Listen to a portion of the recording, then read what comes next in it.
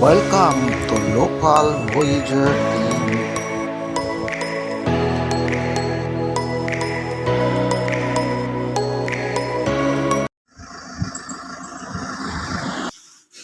May biyahe na naman po tayo. Lalakad po para makipagsapalaran. Andito na po ito sa Cafe Cecilia para mananghalian kami. Nadadalaw na namin ang dalawang site sa Santa Maria. Ayan, inabot na kami ng gutom. Bago kami mag-proceed sa Pililya, ay kakain muna kami rito ng tanghalian. Ito po, magandang ambience dito. Nasa mataas yan na pwesto.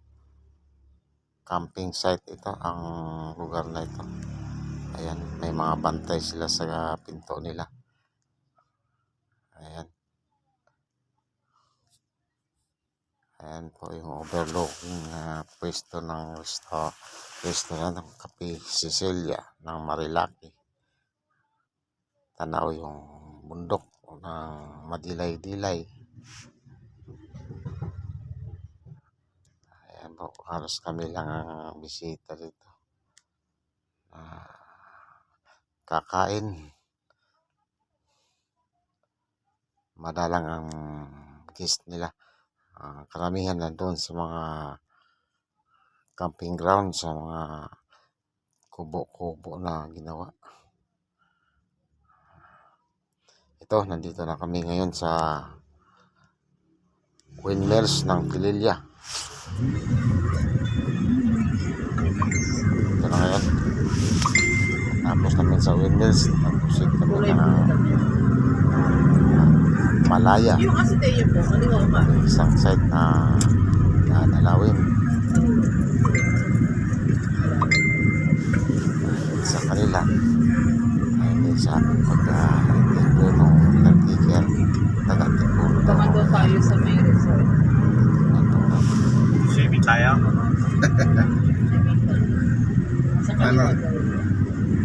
Tiganda ng araw, lamig pa rin.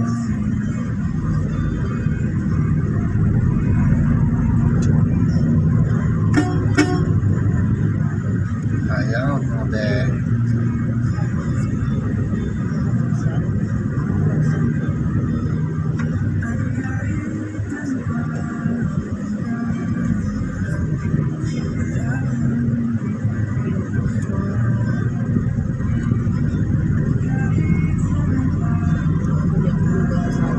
Siguro na raw yung resort. Gano'n sa size. Gano'n katila.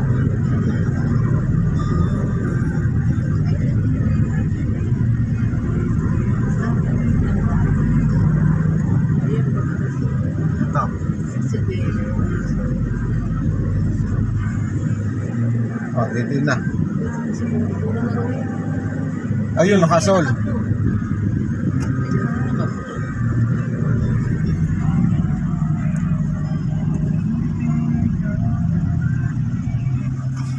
Dito nakita namin yung maging guide namin.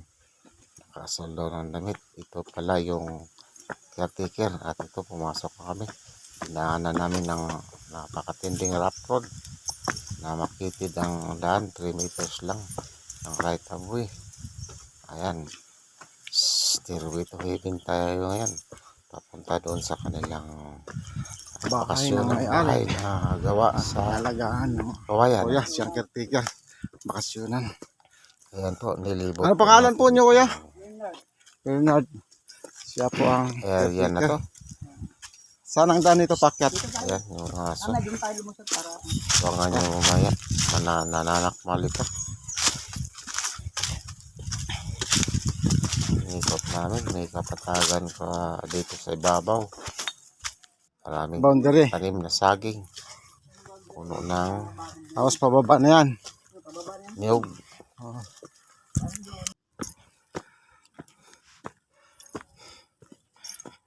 Silaw po tayo sa araw.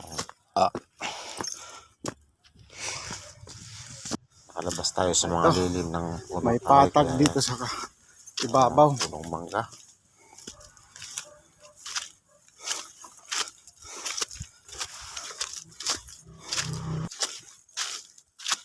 overlooking sa Laguna Lake.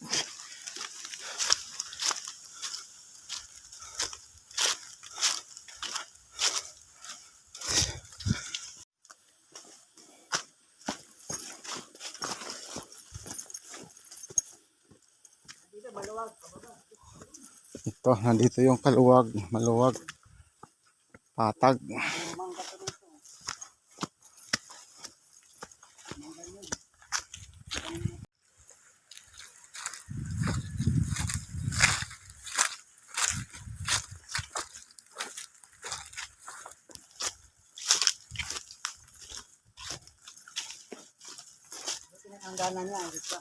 Ayan. Boundary. Ito po ang boundary. Sa kapatid ni Pretty. Yung babae. Limutan ko pangalan ng babae na yan. Ang mga sarawang kano.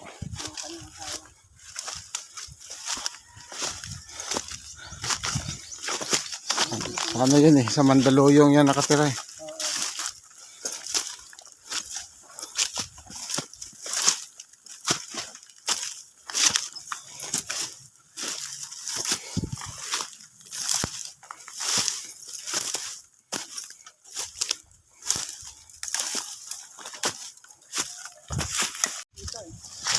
Panghakot ng materyales.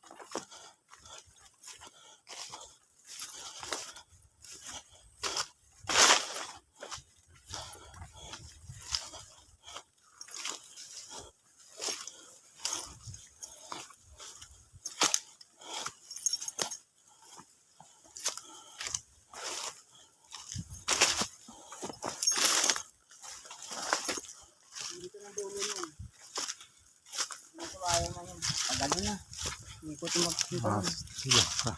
Bye-bye na tayo. Balik. Oo, pabalik na tayo. Yun ang dulo niya. Bakod na rin yan dyan. Sigurado na. May portion din po na overlooking. Kita ang lawak. Isla Talim.